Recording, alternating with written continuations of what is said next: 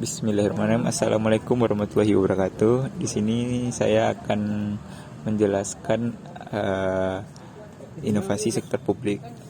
Pertama-tama saya akan memperkenalkan diri. Nama saya Muhammad Taufik Riyadi dengan NIM 19042074. Baik, masuk pada pembahasan pertama, yaitu tentang inovasi. Inovasi ialah kegiatan yang meliputi seluruh proses menciptakan dan menawarkan jasa atau barang balik yang sifatnya baru, lebih baik atau lebih murah dibandingkan dengan yang tersedia sebelumnya. Jadi, inovasi merupakan perkembangan dari hal yang telah ada dan diubah menjadi lebih efisien dan hemat untuk digunakan.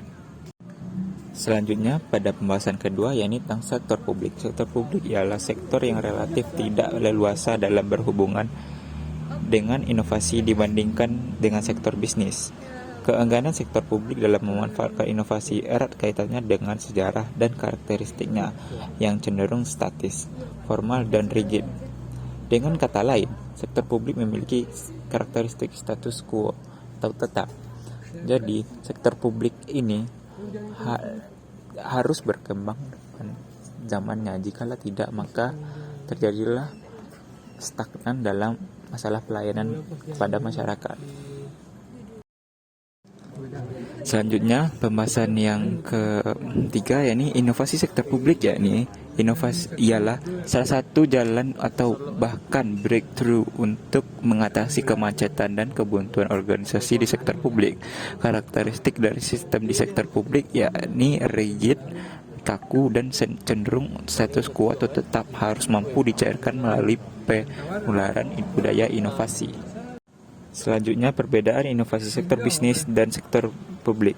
Yang pertama, masalah tentang prinsip perorganisasian. Sektor bisnis upaya memperoleh profit, stabilitas atau pertumbuhan pendapatan.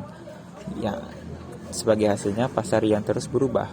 Selanjutnya, sektor publik. Sektor publik ini menciptakan penegakan kebijakan publik, yang mana kebijakan baru atau berubah sesuai dengan siklus politik yang ada.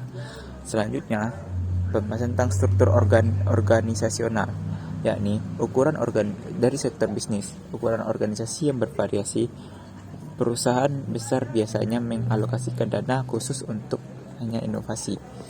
Selanjutnya, tentang sektor publik, sistem organisasi yang kompleks, kadang konflik satu sama lain. Hal ini menjadikan inovasi harus disesuaikan dengan situasi kompleks, termasuk dengan isu sosial, equity, dan efisiensi ekonomi. Selanjutnya, ukuran kinerja. Dalam sektor bisnis, adanya return on investment atau ROI, yang hasilnya inovasi memakai biaya yang besar. Oleh karenanya biasanya dihitung dari selisih keuntungan penjualan. Sedangkan di sektor publik, indikator dan target kinerja yang banyak. Sebagai hasilnya, keuntungan dari inovasi yang sulit untuk diukur. Selanjutnya, pentingnya inovasi sektor publik. Salah satu faktor menstimulus inovasi di sektor publik, pemerintah melalui Kementerian Pemberdayaan Aparatur dan Reformasi Administrasi Publik atau PAN-RB tahun 2014 mencanangkan kompetisi inovasi pelayanan publik di lingkungan kementerian, lembaga maupun pemerintah daerah. Bahkan dalam tahun 2014 dicanangkan sebagai tahun inovasi pelayanan publik.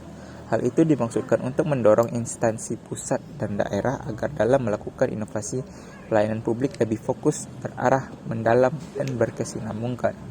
Hal ini bertujuan agar masing-masing kementerian, lembaga, maupun instansi pemerintahan daerah mampu berupaya dalam mencapai tujuannya, yaitu pelayanan kepada masyarakat. Tidak hanya itu, namun inovasi pelayanan publik ini juga bertujuan untuk melakukan evaluasi sejauh mana upaya-upaya peningkatan kualitas pelayanan publik di tanah air. Selain penilaian, Kemenpan-RB juga memberikan saran dan rekomendasi perbaikan, namun tidak lagi semata-mata menerapkan hal-hal formal dan kaku dengan aturan-aturan, tapi lebih fleksibel. Selanjutnya, alasan dipentingkannya inovasi sektor publik. Yang pertama, demokratisasi. Fenomena demokratisasi telah menyebar ke seluruh dunia melewati batas-batas kedaulatan, ideologi, dan politik bangsa-bangsa. Hal ini bertujuan agar sektor publik dapat menjadi sebuah sektor yang clean government, di mana tidak adanya KKN di sana. Selanjutnya, perjanjian internasional atau globalization.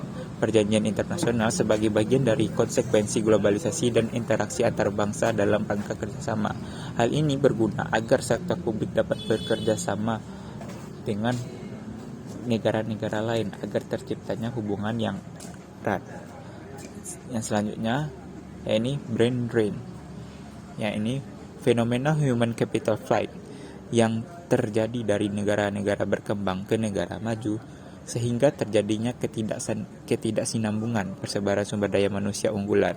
Alhasil, kesenjangan sosial ekonomi politik antara negara-negara maju dan berkembang semakin membesar. Sekian video saya tentang inovasi sektor publik. Assalamualaikum warahmatullahi wabarakatuh.